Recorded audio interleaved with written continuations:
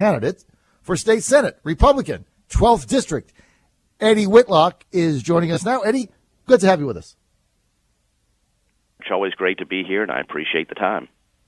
Okay, so just give our audience a little heads up. Eddie Whitlock, one of four candidates running for state Senate, District 12, that is parts of Henrico and Hanover County. This is for the receipt of the retiring Walter Stosh, who was there for, who served in the General Assembly in one form or another for 32 years. Now, Stosh is out, so there's a four-way primary. Eddie Whitlock, Vince Haley, Newt Gingrich operative, former House of Delegates member Bill Janus, and Dr. Siobhan Tunavant of the Stolley dynasty in Virginia Beach. Those are the four candidates. It's a four-way race. I've got it really close. Whoever wins is going to be the state senator because there's no viable Democratic opposition one way or the other. So the winner of this primary is going to serve in the Virginia State Senate come January. Eddie, good to have you with us. Let me just start. I know we want to talk about your own campaign and what's going on, but dominating this week has been this secret meeting that Dr. Siobhan Tunavant had with Dick Saslaw, Don McEachin, another senior senator.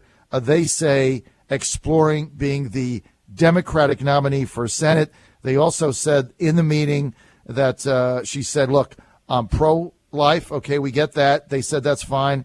They are also saying that she said that she was in favor of a compromise on Medicaid expansion, and she favored the Atkins compromise, which was basically Virginia, Marketplace Virginia, which is the same thing under a different name. Do you have any comment on this whole affair? Well, John, I don't know if it's true or not, but if it is, it's disturbing to me as a longtime Henrico Republican Committee member and leader. But, you know, Dr. Donovan has to make her own decision about what's right and wrong for her campaign. I'm not here to talk about her or any of my opponents. You know, talking about my opponents is not how I have run this race. My campaign is about sending a positive conservative leader to the Virginia Senate, and that's what I am. I've got this right now as a very close contest. What's the pathway for Eddie Whitlock to win? Well, John, like we've discussed in the very beginning, I'm a longtime member of the Henrico Republican Committee, been a leader of that committee, been very involved in the community. People know me. People respect me. You know, they know me as a hardworking conservative who brings people together and finds solutions to the real problems for real people. I'm respected by all. And, you know, that's what you kind of called that love fest when you had the candidates forum that night. People had issues with each other, but everyone supports me, and that's because they know me.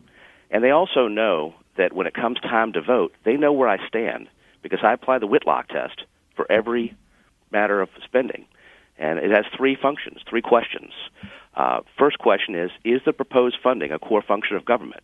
And if it's not, I will not vote to fund it. The second question is, can the proposed function be performed by the private sector? If it can, I want the private sector to perform it. And third, is the proposed funding at the appropriate level? If not, I'll not vote to fund it. That's where I stand each and every issue, and people will know where I am. Give me a specific example, Eddie. Give our audience a couple of specific examples of things that went down in 2015. Had you been a state senator, you would have voted the other way. Well, one of the issues that's very concerning, of course, was the budget bill for highway funding, that Plan 13 from outer space, I think some people call it.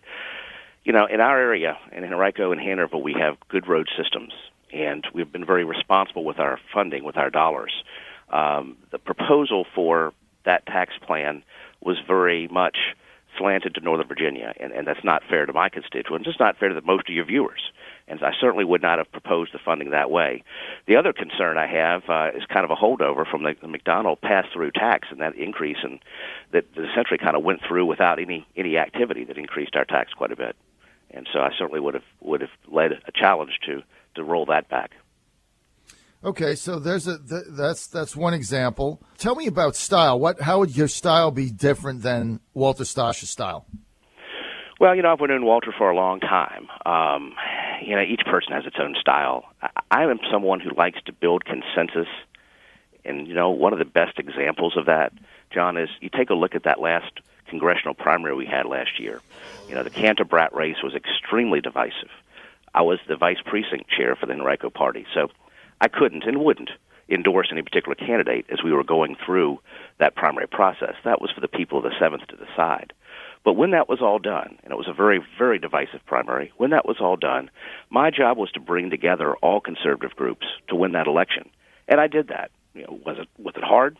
Sometimes it certainly was. There were people with hard feelings. There were people whose candidate didn't win, and they wanted to stay home. But that's not the way we Republicans should do things. We should work together, bring us together on the issues that we can agree on 95 or 98% of the time, not let ourselves be disheartened and go home.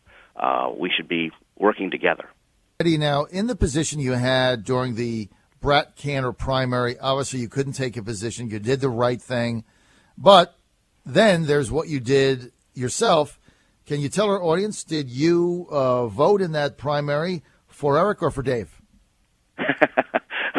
I did vote in that primary, and I know that not all 4 of our candidates did vote in that primary, but I believe that none of the candidates voted for Dave Bratt in that in the primary. Really? Yeah. Okay. And I know you're getting towards whether or not one candidate was able to make it to the polls that day, and I'll leave that one alone. Again, I'm running a positive conservative leadership campaign. I'm not going to attack any particular candidate. I'm not asking you to attack. I'm asking, when at the end of the day, you're saying that you voted for Eric Cantor, not Dave Bratt, right? I did. But when that was over with and Dave Bratt won that race, I went together and gathered together the traditional party members, shall you say, as well as the Tea Parties and other conservative groups. And we made sure that the polls were staffed, and I was there myself all day at that poll for Dave Bratt, making sure that he was elected as congressman. Okay, well, look, that's one of the toughest things to do after a tough primary, no doubt, is bring everybody together, which brings me to the next question. There's only going to be one winner on June 9th. This has been a very hard-fought campaign. 3 people are going to be not the nominee. So if you're not the nominee, are you going to unequivocally back whoever the winner is? Absolutely. I go back to my job. If I am not the nominee, but I'm going to be, but if I'm not the nominee, I will go back to being the vice precinct chair, and I'm going to gather the troops together, and we're going to be running a great campaign for all of our Republican candidates in that district. We've Commonwealth's attorney. We need to win that race desperately. We need to win that race, as well as clerk of court. We've got to win that as well. And so we've got Commonwealth attorney's races in Henrico and Hanover, clerk of court in Henrico. We've got the state Senate. We're going to work together and win all those. Let me just ask you a couple of specific questions that are going to come up again in 2016 if you are indeed a state senator representing the 12th district. This past session, Ben Klein, who's chairman of the Conservative Caucus of the House, introduced legislation to outlaw all red light cameras in the state of Virginia. Now, that never got out of committee, but I anticipate in 2016 it is going to make it out. You're going to have to take a stand on that. Do you have a position on that now? That is a very great question, and you and I had talked about that, I believe, in the first time we were on the radio. I'm not totally decided on that issue yet. There are some important issues on both sides. There's certainly public safety issues, but there are certainly issues involving privacy, and I am very much concerned about rights to privacy. So I need more information before I can come down on that one. Terry McAuliffe a couple of weeks ago, much to our chagrin, Truth in Advertising, vetoed or gutted the majority of Senator Chap Peterson's legislation to really put restrictions on driver's license plate reading, keeping it for 60 days. I mean, basically, cops go in, take your plate, store it. You haven't done anything. There's no warrant, storing it for 60 days. So they know where you are, what you've done, invasion of privacy. Chap Peterson put legislation together, was backed by Richard Anderson to curtail that.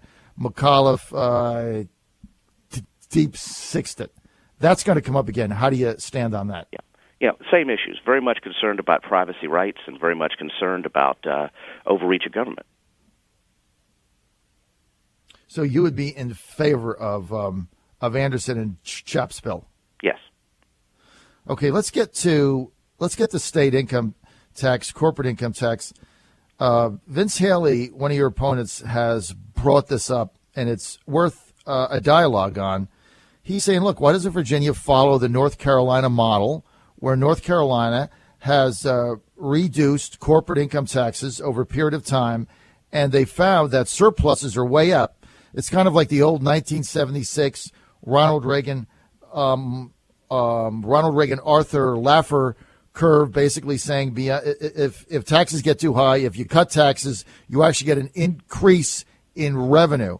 Do you think that's a good idea? Do you think maybe Virginia now is at a position where if we started to cut corporate taxes, revenue would go up? It's certainly done that in North Carolina. Certainly that is a idea worth considering, but there's several things that need to be considered, and we've talked about that from the very beginning. The original idea that came out on that was not North Carolina specific, and I raised issue with that because you take a look at Kansas, and they've had a disaster with what they did and tried to do in eliminating the state income tax. Virginia is a balanced budget state, and some people forget that. So if we don't address the spending first, we're just going to end up paying tax somewhere else. And that's a huge problem, especially when the state income tax is a direct deduction off the federal tax. Some other tax might not be, so you might end up paying more tax. The way we solve the problem, John, is the first thing we do is we address spending, and that's why I said we apply the Whitlock test to each item of spending. We bring down the spending. We bring down the need for funding. We bring down the need for funding. We decrease the size and scope of government, which decreases the amount of tax that we pay, and we end up in a much better place. Now, once we do that, can we start taking a look at, eliminating the income tax? Absolutely. But we got to address the spending first. If we don't address the spending, we're never going to get to the end goal. Eddie Whitlock, let's get back to what you just said about spending. What specific spending cuts would you be advocating if you were a member of the Virginia State Senate District 12? You have to look at each and every program and apply my test, because if you take a look at the size and growth of government over the last 20 years, it's been exponential. So I think you got to look at each individual area of spending, and it's got to pass the core function test. Can I cite to you, John, each and every item in the budget? I can. It's huge. But if we start there and we apply that test, you'll know where I stand when it comes time to vote. It's going to reduce the size and scope of government. We have spending out there that's not going to pass the test. Last budget that went down, there was a 1.5% increase in teachers' pay. Would you have been in favor of that? I think it has to be part and parcel of the whole process of where we're going. I think in a vacuum, I certainly support teachers. I certainly want there to be adequate funding for education. But I think we have to go back to the original Whitlock test, and we have to also take a look at where that money is going. Is it going to administration, or is it going to the teachers who are in the classrooms? And as we've discussed before, I'm a strong proponent of school choice. You put school choice in the options, and you're going to have greater competition, greater options for parents to place the focus on the children, not the Virginia Education Association. How do you stand on the Tebow bill? I would support it. Why? Why? Because I think all children, regardless of what school option they choose, have the right to play sports, especially with their tax-funded money. It is an extension of school choice. Parents need to have that choice, not the government, about whether they're going to be attending a public school and the right public school for them, private, parochial, homeschooling, other learning alternatives, charter schools, big proponent of all those. ABC liquor stores. I think we're one of only a handful of states now in the United States that still has liquor stores run by the state. You think that makes any sense? And if you were a state senator, would you do anything to privatize it?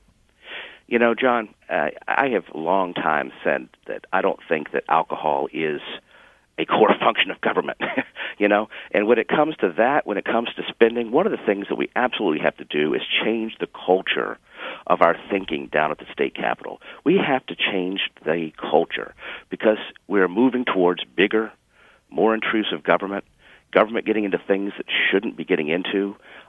We're becoming more like Washington. And we don't want to be more like Washington. Virginia has a great history. We have a great culture of individual liberties, traditional Jeffersonian Virginia liberties. That's the culture I want to return to, not the culture of Barack Obama's expansive government and Terry McAuliffe falling right behind. Okay, so you would be in favor of getting rid of the privatizing the ABC. Let's get to something that can be done much quicker than that, because there's arguments on two sides. There's revenue involved. A lot of these ABC officers now, as we know from what happened both 2 times in Charlottesville, they're kind of overreaching. Their original charter was to go after the bars and liquor stores that were serving underage alcohol. Now they're going after the college students, users, if you will. Do you think they have to be reined in? And if you were state senator, would you do anything to change that, like maybe put them under the control of the state police or something else? Yeah, I mean, I'm not sure about the state police. I think that's certainly an alternative. But I think, I'm going to hit back with you on the Whitlock test again. We start talking about what core functions of government are. We start talking about changing the culture of government and changing a culture of government back to where we were, not where we're heading. You take a look at the overreach that we have in all levels of government. That needs to be reined in. And yes, I think that the ABC agents are going farther than we want them to, farther than they should be going. Just like if you take a look at what's going on in Washington with the EPA. They wanted to micromanage federal programs for decades. Now they're creeping into Virginia and trying to dictate things for us that are going to kill our budget and kill our economic growth. Okay, we're out of time. We want to thank Eddie Whitlock for being with us. Eddie, people want more info on your candidacy. Where do they go? www.whitlock.forsenate.com. And John, thank you very much for all of your time.